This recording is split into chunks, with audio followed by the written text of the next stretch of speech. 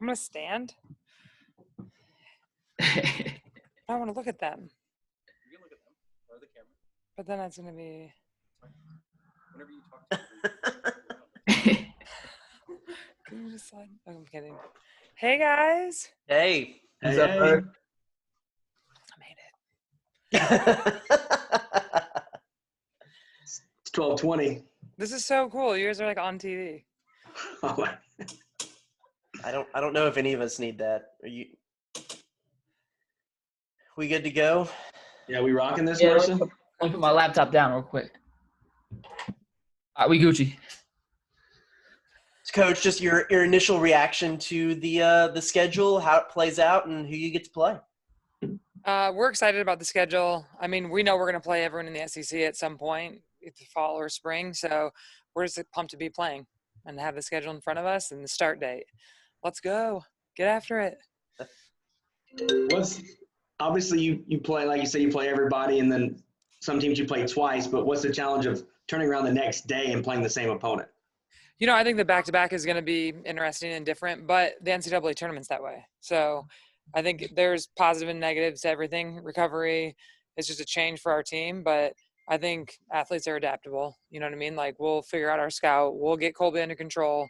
We'll have plenty of time to get a scout ready based on our match before. So I think it's going to be cool. It's going to be a different experience, but you get to instantly change a game plan, the way you handle an opponent, like back-to-back. So I think there's a lot of differences, but it's a new way to grow and learn as athletes and as coaches, and just adapt and adjust like we do in matches. With those back-to-backs, though, Coach, is it more about what you have to do, or is it more about the opponent and specifically game planning for each individual opponent? I think both. I mean, it's going to be our side anyways. Like, it's always we control what we can control on our side. But defending, maybe we change up our game plan based on tendencies or what they do against our defense or our offense, whatever it is. So there's always going to be some adjustments, but it's always going to come down to us being clean and taking care of the ball on our side. What's the difference of maybe waxing a team and sweeping them 3-0 versus the other way? How do you talk to your players about a new mindset, new day, no matter if it's a win or a loss going into that second match the next day? Oh, I thought you meant like recovery. Like, it's going to be way better if we just beat them 3-0 and then go, you know, we have plenty of time to recover. No, just the aspect of getting over a win. Yeah. Yeah, I mean, I think it's the mindset that every day practice is a clean slate. Like, you're never as good as your best win or your win the day before or your loss. You know what I mean? You have to respond and be consistent in all of that. So, yeah, I mean, it's going to be the epitome of a clean slate day to day. When y'all knew that the season was going to get pushed back start time, did that change the way that y'all went about your preseason training and your practice schedules and whatnot? Yeah, I mean, I think we've been adapting and adjusting our schedule and the way we've been training because we didn't know for a long time. You know what I mean? There were speculations and different dates. So it really was coming down to where our athletes were. And we always talk about meeting them where they're at. Clearly, we hadn't trained or practiced in 5 months, something like that. So it was going to be a build-up anyways. But now, for instance, we're in 8 hours. But we're still training and doing things as a team. We're just coupling it with some individuals. So you're backing off time, but you're still staying in somewhat of the same phase that you're in, 20 hours wise. How's the fall camp? I guess you're 8 hours, but how are you pleased with the progression so far, Coach? I think it's been good. So August was the real progression, and we never really did 2-a-days. I think I mentioned that before. But I think it was good for them physically to build up their strength and their endurance again. And now we're starting to push them to play longer. Like, we'll compete. Like, this morning we played. We had practice this morning, and we just straight put jerseys on them. They competed. So it was cool to see them, because I think that's always a change. That's a difference.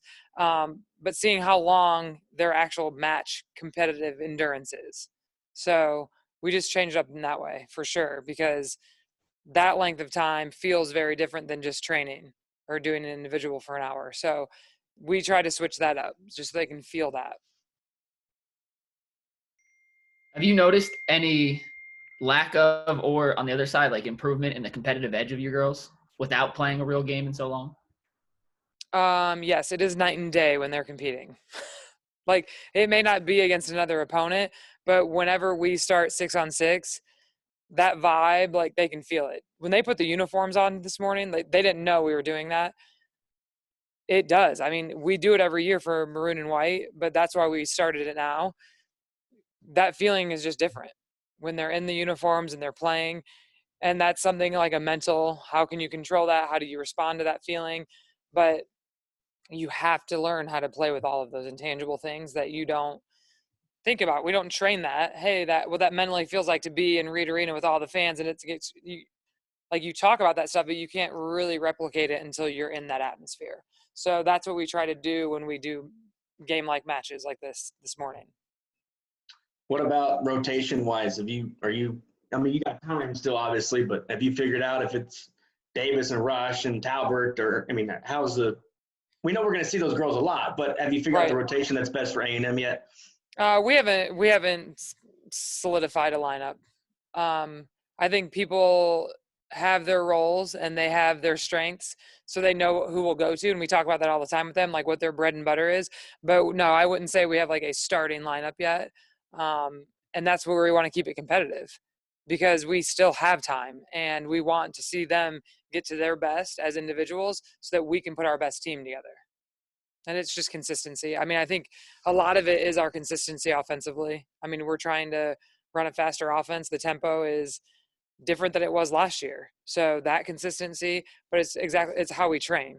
We have to train how we're going to compete. And that's what they noticed today. That feeling is a little different. So you have to get yourself to train at that level every day so that when you get into a match, you're consistent in connecting with your setter. So we're going to see a completely different game plan from Colby in match 2 of the series. We're going to just completely wipe the slate clean. That's how that works. I mean, who knows? He's going to get frisky. We could just change it up, put new people in. That's what we do. Every time we play a set, we like basically switch something major in the lineup. So, we like to keep people on their toes. I love the questions though. You guys are so specific. The rotation, I like it. Any word on how these carry over to the spring? I know I'd asked you that last time. Any more clarification on? We know they're going to count, right? In the spring, these are going to carry over? Okay. Yep. They're going to count in the spring. And now, again, there's no set dates, but we're hearing more and more from the NCAA when the championship's going to be, when we could start officially competing again in the spring. So, yeah, they will count. That's what we know. Y'all may still be in preseason form, but we're in midseason form, Coach. You guys are in midseason? You're on it. I don't have a question. I just want to add a statement. That was it. I like that. You've got a great setup going on over there with Thank your you. jerseys and yeah. I've been. If you want to send an A&M volleyball jersey, I'll hang it up. Yeah, I mean, I don't know why you're interviewing A&M coaches with those jerseys behind you. I'm confused. It's a great question. Gary Blair gave me crap for my Globetrotters jersey earlier, so if y'all have extras, I will gladly hang up some A&M gear. Okay.